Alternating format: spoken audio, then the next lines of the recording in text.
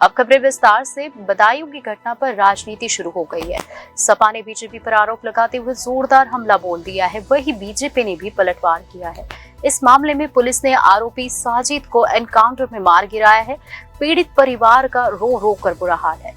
उत्तर प्रदेश के बदायूं में 2 मासूम बच्चों की निर्मम हत्या की दुस्साहस वारदात से हड़कंप मच गया है। मंडी समिति चौकी के पास बाबा कॉलोनी में मंगलवार को इस सनसनीखेज वारदात को अंजाम दिया गया। हालांकि पुलिस ने बीती रात एक आरोपी साजिद को मुठभेड़ में मार गिराया है। वहीं इस घटना को लेकर राजनीति भी गरमाई हुई है। समाजवादी पार्टी ने बीजेपी पर यूपी में दंगा फसाद और सांप्रदायिक तनाव खड़ा करके चुनाव जीतने का आरोप लगाया है। इस पर बीजेपी ने भी सपा पर पलटवार कर दिया है। बीजेपी प्रवक्ता राकेश त्रिपाठी ने कहा है कि अगर सत्ता सपा की होती तो ऐसे अपराधियों को सत्ता का संरक्षण होता। हालांकि योगी सरकार में एक अपराधी का एनकाउंटर किया गया है। बीजेपी प्रवक्ता राकेश त्रिपाठी ने कहा कि बदायूं की घटना हैरान और रोंगटे खड़े कर देने वाली है, दुख उत्पन्न करने वाली है। ऐसी घटना पर भी समाजवादी पार्टी घटिया राजनीति पर उतर आई है। सपा घटिया राजनीति करके बेकार के आरोप लगा रही है। बीजेपी प्रवक्ता ने बताया कि योगी सरकार ने ऐसी किसी घटना के खिलाफ कठोरता से कार्रवाई करने का उदाहरण दिया है। इस मामले में भी एनकाउंटर करके अपराधी को मार गिराया गया है। राकेश त्रिपाठी ने कहा कि अगर सत्ता सपा की होती तो ऐसे अपराधियों को सत्ता का संरक्षण होता। व्यर्थ के आरोप प्रत्यारोप लगाने से बेहतर होता कि सपा पीड़ितों के जख्मों पर मरहम लगाने का काम कर सकती थी। अगर सपा मरहम नहीं लगा सकती तो कम से कम जख्मों पर नमक न छिड़के। बदायूं की घटना को लेकर समाजवादी पार्टी ने बीजेपी पर जोरदार हमला बोल दिया है। सपा के आधिकारिक मीडिया सेल की ओर से इस मामले पर पोस्ट के जरिए प्रहार किया गया है। सपा ने हमला बोलते हुए कहा कि बीजेपी यूपी में दंगा फसाद सांप्रदायिक तनाव खड़ा करके चुनाव जीतना चाहती है। इसी कारण से ऐसी घटनाओं को खुद अंजाम दिलवा रही है, जिले में सांप्रदायिक तनाव पैदा करवा रही है, जिसका परिणाम बदायूं की घटना है।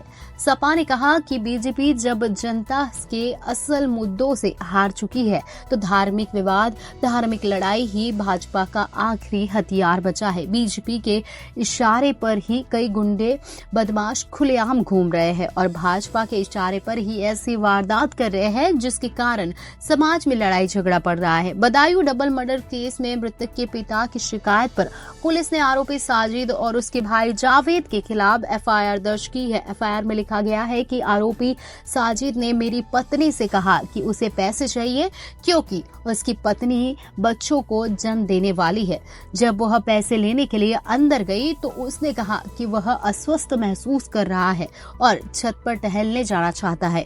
पिता ने आगे बताया कि वो मेरे बेटों को अपने साथ ले गया। आरोपी ने अपने भाई जावेद को भी छत पर बुला लिया था। जब मेरी पत्नी लौटी तो उसने साजिद और जावेद के हाथों में चाकू देखा। साजिद ने मेरे जीवित बेटे पर भी हमला करने की कोशिश की और उसे चोट आई। दोनों भाग रहे थे और साजिद ने मेरी पत्नी से कहा कि आज उसने अपना काम पूरा कर लिया है। सनसनीखेज डबल मर्डर केस में एसएसपी बदायूं आलोक प्रियदर्शी ने कहा कि आरोपी साजिद अपना नाई का खोखा पीड़ित परिवार के घर के सामने रखता था। ऐसे में उसके घर में आना जाना भी था। कल शाम 7:30 बजे वे घर के अंदर गया और छत पर दोनों बच्चे खेल रहे थे। उन पर हमला किया और दोनों बच्चों की हत्याएं कर दी और वो जब जाने लगा तो भीड़ ने पकड़ने की काफी कोशिश की, लेकिन वो भीड़ से निकलकर भाग गया। पुलिस को सूचना मिलते ही पुलिस ने मौके पर पहुंचकर स्थिति को संभाल लिया। पुलिस ने घेराबंदी कर उसे पकड़ने की कोशिश तो की। आरोपी ने पुलिस पर फायर किया। जवाबी फायरिंग में साजिद की मौत हो गई। इसके साथ ही उन्होंने बताया कि कानून व्यवस्था बिल्कुल सामान्य है, शहर में कोई दिक्कत नहीं है, जिले में हर जगह स्थिति सामान्य है। हम सोशल मीडिया पर नजर बनाए हुए हैं। बदायूं घटना पर सपा के हमले पर उप मुख्यमंत्री केशव प्रसाद मौर्य ने भी पलटवार कर दिया है। केशव मौर्य ने कहा कि सपा में अनैतिकता नाम की कोई चीज बची है तो वो बदायूं मामले में राजनीति न करे।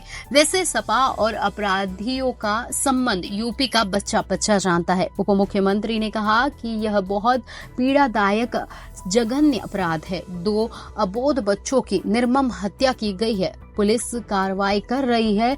लोगों से शांति और धैर्य बनाए रखने की अपील की जा रही है।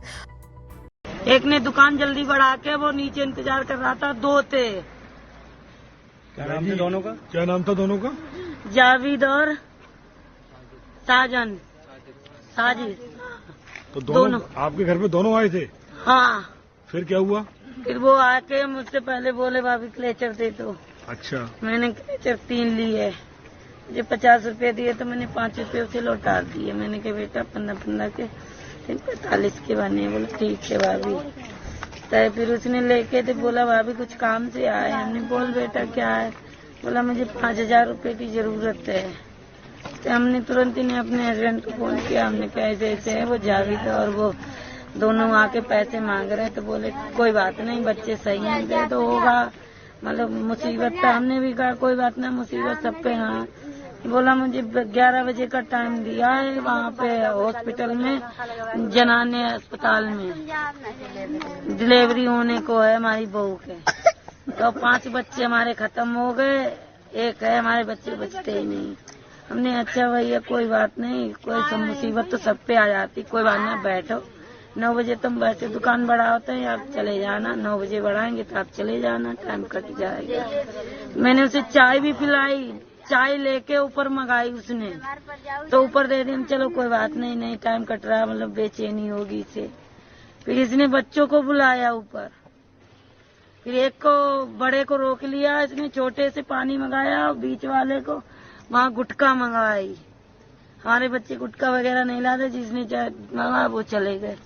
और वो गया तो उसे पकड़ के उसका यहाँ, तो उसका गिलास हाथ से गिरा। तो हमने पूछा तो आवाज ही नहीं आई। तो हमने हो सकता है डर न बोला हो वो। पीछे चाकू लेके नीचे लथपथ खून से लाया।